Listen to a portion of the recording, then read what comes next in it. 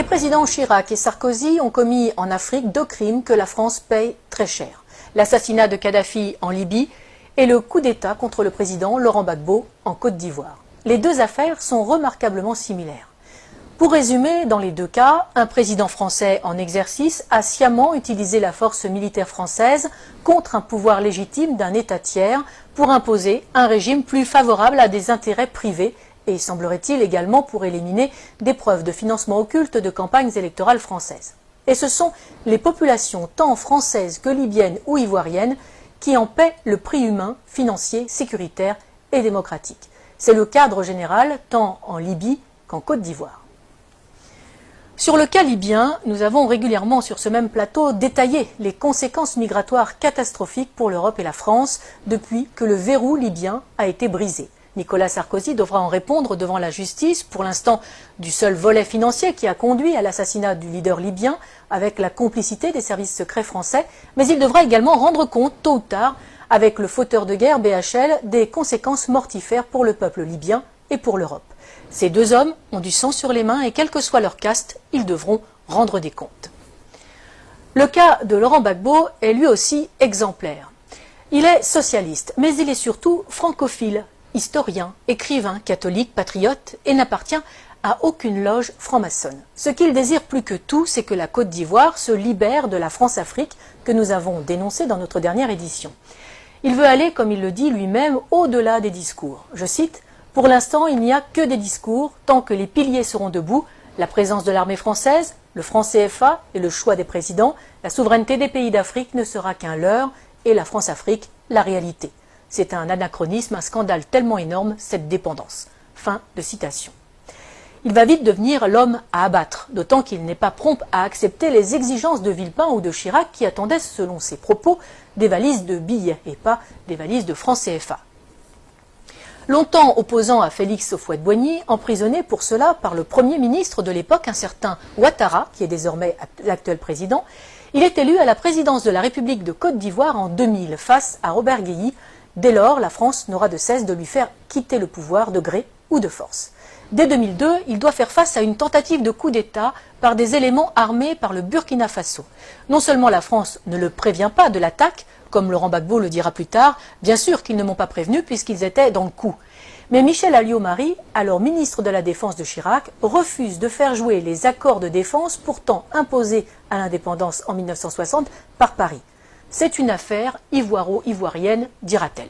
Henri Emmanuelli, ancien président PS de l'Assemblée nationale, expliquera cette trahison par cette sentence, je cite, « Laurent Gbagbo a eu depuis le début un souci, faire de la Côte d'Ivoire un pays indépendant. C'est cela qui ne lui a pas été pardonné. » Pour Laurent Gbagbo, ce coup d'État est la conséquence directe d'une loi sur l'assurance maladie qu'il a fait voter. Une loi destinée à mettre en place 2 caisses, une pour les paysans, une pour tous les autres travailleurs, financée par les bénéfices du cacao, du café, de l'EVA, mais aussi des mines de diamants et d'or. Les compagnies de la France-Afrique y voient une menace trop grande pour leur marge. Le coup d'État est donc lancé. La moitié nord du pays sera depuis cette date sous la domination de bandes de pillards et de rebelles. L'immigration de dizaines de milliers d'étrangers et la distribution de cartes d'électeurs visent à fausser le vote des Ivoiriens et à faire main basse sur le sud, Eldorado agricole et minier de l'Afrique. 30% de la population ivoirienne est, selon les dernières estimations, d'origine étrangère. En 2010, lors de l'élection présidentielle à Bouaké, fief de la rébellion et de Ouattara, on relèvera 250 000 votes exprimés pour 150 000 électeurs inscrits. Mais les événements ne vont pas assez vite. Pire, le régime légal de Laurent Gbagbo tient bon et avance vers la modernité. Décentralisation, création de conseils généraux qui s'attellent à la construction de lycées, de dispensaires, de routes. Les succès du Sud, sous le contrôle du pouvoir légal d'Abidjan, font rêver les Ivoiriens de la partie nord qui subissent les pillages et l'arbitraire des rebelles qui soutiennent Ouattara. Laurent Gbagbo est de plus en plus populaire. Si Laurent Gbagbo n'est pas dupe, il confiera depuis sa cellule à La Haye, je cite, « Pour anticiper les coupes d'État, il me suffisait de suivre les cours du cacao ».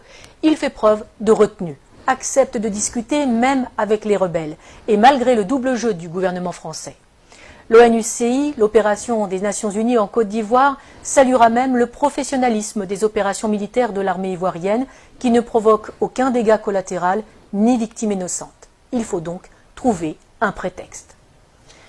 La première tentative majeure date du 6 novembre 2004. Deux Sukhoi de l'armée ivoirienne, pilotés par des mercenaires biélorusses, bombardent la zone de confiance, dénommée aussi ZOC, notamment à Man et Bouaké, et font 9 morts et 39 blessés parmi les soldats français.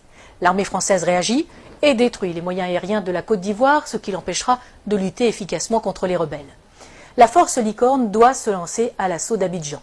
C'est la dernière partie d'un plan en 4 phases. Un plan qui a si bien réussi en Côte d'Ivoire que la France l'a appliqué en Libye et au Mali. D'abord, un appel à l'aide d'un gouvernement fantoche ou rebelle reconnu comme légal. Ensuite, une première promesse d'aide par l'organisation régionale qui se retrouve vite dépassée. Puis un mandat de l'ONU au nom de crimes contre l'humanité, viols, etc. Et enfin, l'intervention de la France sur le plan diplomatique, économique et militaire pour mettre en place les hommes choisis. Mais en 2004, la dernière partie cafouille. Des informations révélées par Wikileaks et des enquêtes de presse suggèrent une manipulation visant à justifier une action militaire contre Gbagbo.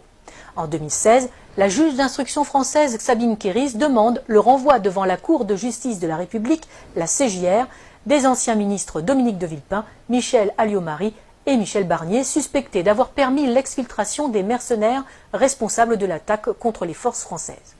Pour Laurent Gbagbo, les services secrets français ont retourné son chef d'état-major, Mathias Doué, pour une attaque sous faux drapeau afin de légitimer la réaction française. Le parquet général près la Cour de cassation a indiqué n'avoir pas saisi à ce stade la commission des requêtes de la CJR. En 2011, alors que Laurent Gbagbo a remporté les élections de 2010, malgré les quelques 450 000 électeurs fantômes rajoutés dans le Nord, Ouattara et ses amis français décident de forcer les urnes. Ils contestent les élections, mais refusent de recompter les bulletins, qui sont détruits. Curieusement, le premier décompte avait été confié à une société française dont le directeur recevra un contrat de plus de 152 millions d'euros par le gouvernement Ouattara. Le 11 avril 2011, après 10 jours de combats à Abidjan et de bombardement de la résidence présidentielle par les forces spéciales françaises de la Force Licorne et l'ONUCI, Laurent Gbagbo est arrêté en compagnie de son épouse Simone par les forces françaises. Ce n'est pas la fin des morts. Des centaines de civils seront arrêtés, torturés et exécutés par les complices de Sarkozy. La famille de Laurent Gbagbo, les militants, les ministres, les professeurs, des fonctionnaires. Autre victime de cet assaut, sans doute l'une des plus belles bibliothèques de livres classiques français de toute l'Afrique, seule richesse reconnue de Laurent Gbagbo et qui sera détruite par les bombes incendiaires françaises, tout un symbole. On peut se douter que les nouveaux maîtres de la Côte d'Ivoire ont mis le pays et les industries en coupe réglée. À commencer par Alassane Ouattara, l'ami intime de Nicolas Sarkozy, de Laurent Fabius et de Martin Bouygues, et aussi, aux surprises, de Georges Soros. Le moindre coupeur de route et assassin du Nord est devenu qui préfet, qui commandant de police, qui chef des armées ou président de l'Assemblée nationale. Les compétences comptent peu, c'est le nombre de fusils à disposition qui prime tout. Mais parlons des Français. Claude Guéant, l'ancien ministre de l'Intérieur et secrétaire général de l'Élysée de Nicolas Sarkozy, a installé une antenne de son cabinet d'avocats à Abidjan, où il fait des allers-retours fréquents pour développer ses affaires et celles de son gendre, Jean-Charles Charqui, devenu conseiller d'Alassane Ouattara. L'ancien ambassadeur de France au moment du putsch est devenu consultant et passe sa vie dans l'ombre de Ouattara. Les chefs militaires de l'opération Licorne sont devenus consultants et se sont vus confier la juteuse modernisation de l'armée ivoirienne. Il ne faut pas non plus oublier les fameuses annulations des dettes africaines. Ces dettes ne sont pas annulées, elles sont en fait privatisées.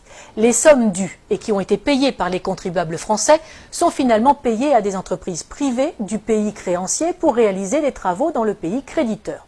Travaux largement surfacturés, le plus souvent, les contribuables français sont volés de leur remboursement, les Africains spoliés de leurs investissements. Et généralement, les entreprises favorisées sont dirigées par de grands amis des présidents et ministres en place en France.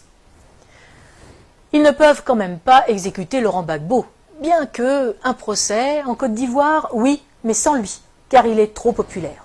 À la Cour pénale internationale, ce sera mieux, surtout qu'elle est le parfait outil de justice des vainqueurs.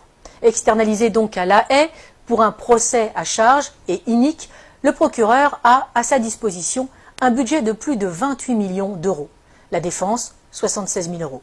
L'une des principales sources d'accusation est l'association Human Rights Watch, qui est entièrement financée par Soros, ami de Ouattara. Malgré ça, Par 2 fois, en 2016 et en 2018, le tribunal ne peut que constater l'absence totale de preuves dans le dossier du procureur.